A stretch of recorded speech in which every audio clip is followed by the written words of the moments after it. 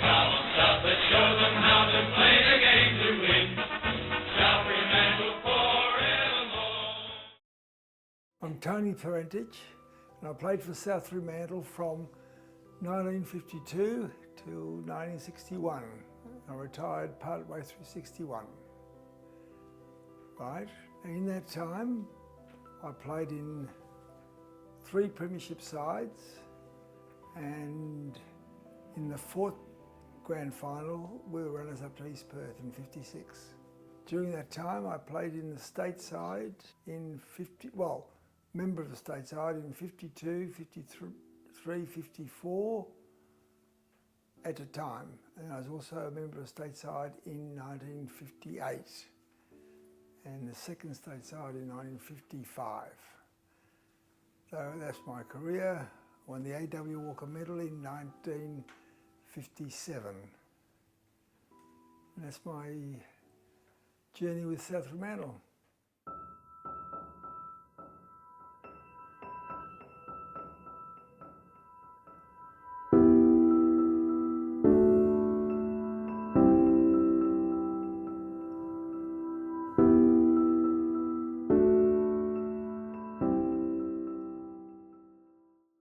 I was in Laverton or Beria area until 1940, and then we moved to Boulder.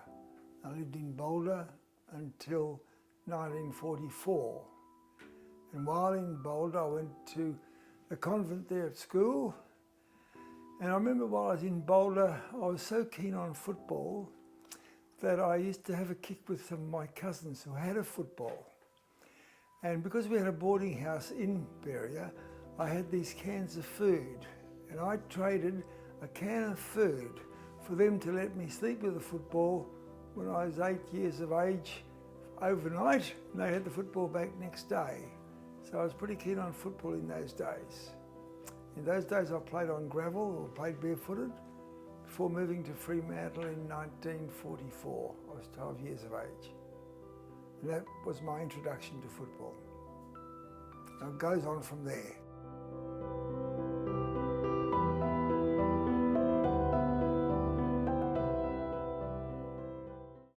And the brother saw me having a kick. I was in bare feet and all the other kids had footy boots. And the brother said, you have to get a pair of footy boots. So I went home and told my mum she had to buy footy boots. And she says, I haven't got the coupons. It was wartime. And the brother says, I have a full book. And then there was a guy that took me down to Easy Walkins in Fremantle, and I had my first pair of football boots. Well, I was very fond of playing with South Fremantle because on playing with South early in my career, in the first 3 years, we won 3 premierships, 52, 53 and 54. Not only in the league side, for which I played, but also in our reserve side. It's the only time that a club has 3 premierships in a row to 2 teams that were playing. There were no Colts at that stage. And I was runner-up for South twice on either side of 57, so I was happy with that.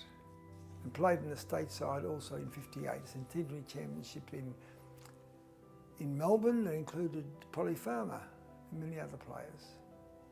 And John Todd and John Gero, and we had 8 from South Fremantle in that state side in 1958. Do you remember all the names? All the names in the side, yeah. I remember many of them. There was Billy Mose, Ray Sorrell, Tom Everett, I think Paul Seal was playing, Jack Clark from East Fremantle, Ray Sorrell, I mention Ray Sorrell? So there are quite a few, but there were 8 from South. So Tom was playing in that one, I'm sure. John Gjerovich, John Todd, myself. Well, that's 4 to start with. I think there was Byfield or Hillier in that side as well, John Colgan as well. And there could be a few, but I hadn't thought of them much lately. But there are 8 from South Fremantle made the state side in 1958. And that's half a side.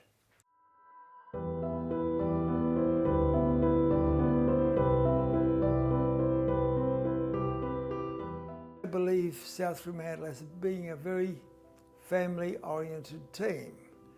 And although I do follow the AFL, initially I followed the Eagles and now the Dockers, I still feel that it's always good going to a waffle game, particularly South Fremantle.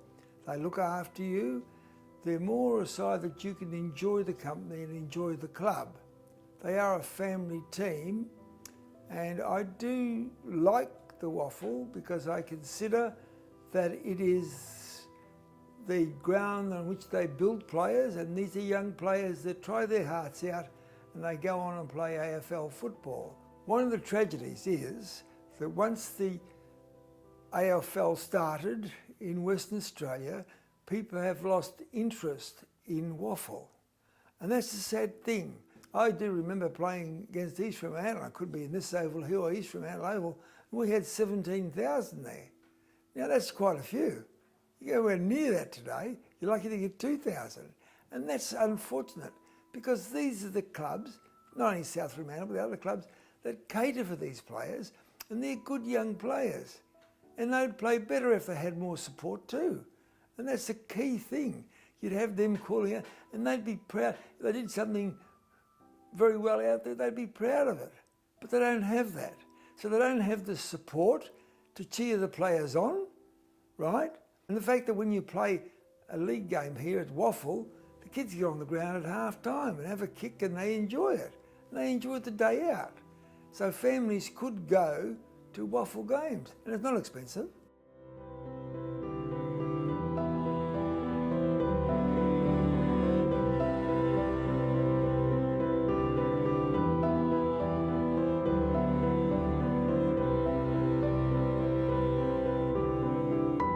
That's a great thing, because without waffle football, they wouldn't have AFL. And that's my opinion.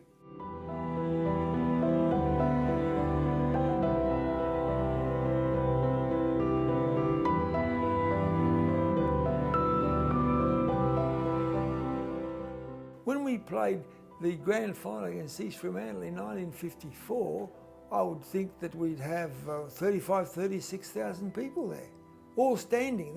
And the people at the football could not even find a seat. There were no stands, only two stands, the members stand and the supporters stand. And all the rest stood for the day. And they couldn't even have room to sit down. They couldn't do anything. Come down and enjoy the day because the waffle football is a day out. It's not just to watch the football. You watch the football and you enjoy that. You enjoy the competition. You enjoy these young players playing to the limit of their ability to play football, and you can enjoy it. So you have a family day out. You take your family. It's not too expensive. Many families can't go to the AFL games. It's too expensive. And all they're interested in is making money to pay the players. Well, in my day, they didn't get paid so much. Well, my favourite part was that I came to a club at that stage that was very successful. I did come to the club during the golden years, when the club won 6 premierships in 8 years. And so I was introduced to a club that was particularly strong and particularly good. And that was great. And also coming to South Fremantle for me was great because I joined many great players who played with South Fremantle at the time and in the span of my career. And those include players like Steve Marsh, who I considered was an absolute great player, Bernie Naylor, Frank Treasure as an example, Cliff Hillier, Ray Richards, many others I haven't mentioned. But then also they overlapped, and with Tom, who was a great player too, Tom Grljusich. But in addition to that, I played with John Todd and John Jerovich, who were great players, and many others. And so you enjoyed their company, you enjoyed them as players. And many of them were great team men. You enjoyed their, not only on the football field we were great friends, you were great friends off the football field. And that's very important in any sporting career. I think that's very important. And then if you're interested in sport, to go along and watch these games and make it more competitive and have more people there. It's nothing worse than getting here and you've got 1,000. It'd be good if you had a good crowd and they're cheering you on. That's the way to go to be a success in any sport. And this is why I'll say again that what you should do is to get more people to support the football and go to the football. And they could go to the waffle games. They could go to those. And that's very important. That's very important.